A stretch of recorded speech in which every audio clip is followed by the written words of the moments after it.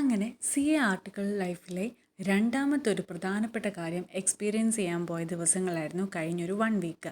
എന്തായത് നമ്മൾ internal audit. നമ്മളുടെ ക്ലയൻസിൻ്റെ അടുത്ത് പോയിട്ട് അവരുടെ കാര്യങ്ങളൊക്കെ ചെക്ക് ചെയ്ത് നമ്മൾ റിപ്പോർട്ട് കൊടുക്കും. അതാണ് പ്രധാനമായിട്ടും ഇൻറ്റേർണൽ ഓഡിറ്റിൻ്റെ ഒരു ലക്ഷ്യം. അപ്പോൾ നമുക്ക് ഇത്തവണ ഓഡിറ്റ് ഉണ്ടായിരുന്നത് എറണാകുളത്തായിരുന്നു. നമ്മളൊരു 4 പേര് കഴിഞ്ഞൊരു 1 വീക്കായിട്ട് നമ്മൾ എറണാകുളത്ത് സ്റ്റേ ചെയ്ത് നമ്മളുടെ വർക്ക്സ് കണ്ടിന്യൂ ചെയ്യുകയായിരുന്നു. ആദ്യം തന്നെ നമുക്ക് കുറേ ക്യാഷ് ബുക്കും ബാങ്കിൻ്റെ ഡീറ്റെയിൽസ്, വൗച്ചേഴ്സ്, അങ്ങനെ ഒത്തിരി ഡീറ്റെയിൽസ് ഉള്ള എല്ലാം അവർ നമുക്ക് തരും. പിന്നെ അത് വെച്ചിട്ട് അവർ ചെയ്തിരിക്കുന്ന ടാലിയൊക്കെ കറക്റ്റാണോ, എന്തൊക്കെ മാറ്റങ്ങൾ വരുത്തണം എന്ന് തുടങ്ങിയ എല്ലാ കാര്യങ്ങളും അവരുടെ അടുത്ത് നമ്മൾ ഡിസ്കസ് ചെയ്തിട്ട് നമ്മൾ റിപ്പോർട്ട് തയ്യാറാക്കും. അങ്ങനെ ഒരു ഈവനിങ് ടൈമൊക്കെ ആകുമ്പോഴത്തേക്കും ലാസ്റ്റ് ഡേ നമുക്ക് ടൈം കിട്ടിയപ്പോൾ ഇവിടെ ഒരു പാർക്കൊക്കെ ഉണ്ടെന്ന് കേട്ട് നമ്മൾ ഇങ്ങോട്ട് വന്നാണ്.